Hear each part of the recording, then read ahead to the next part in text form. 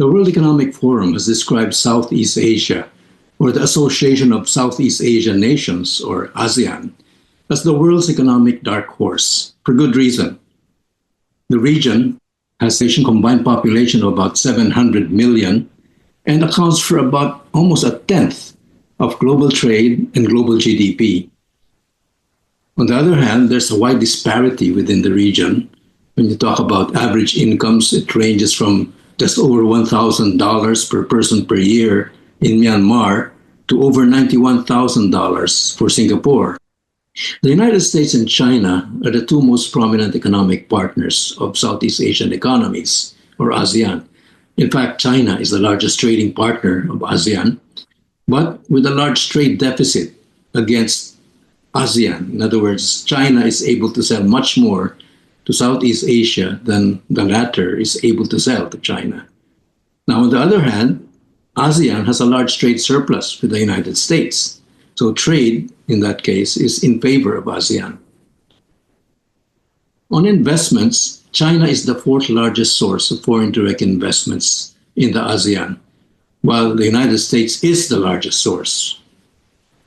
Now, the third element is economic assistance.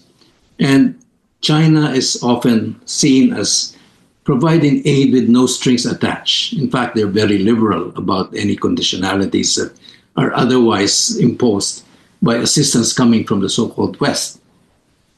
Now, the problem, though, is there is seen to be a risk of political and economic dependence that will come with the kinds of Chinese assistance that have been offered to the region. On the other hand, aid from the United States is tied to strict governance, democracy, and human rights conditionalities.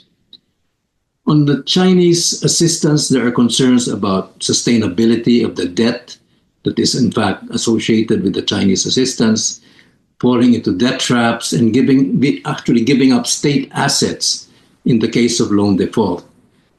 Now, American assistance comes in the form of grants or soft loans with conditions on governance, on transparency, and accountability. Mostly, Chinese assistance is in the form of infrastructure. Now, in the case of the United States, it offers a comprehensive menu of long-term development initiatives that include capacity building in education, in health, and in governance. Looking forward, there really has to be more focus on narrowing the disparities, both across and within countries in the Southeast Asian region. This could include human welfare initiatives, and especially digital transformation as deliberate tools for more inclusive growth.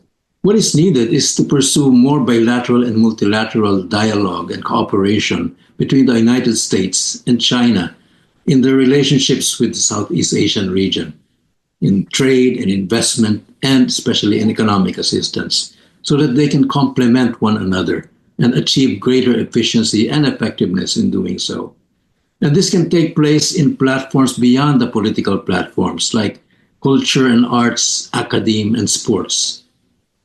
In the end, competition may be inevitable, but this need not be incompatible with cooperation and coordination and complementation.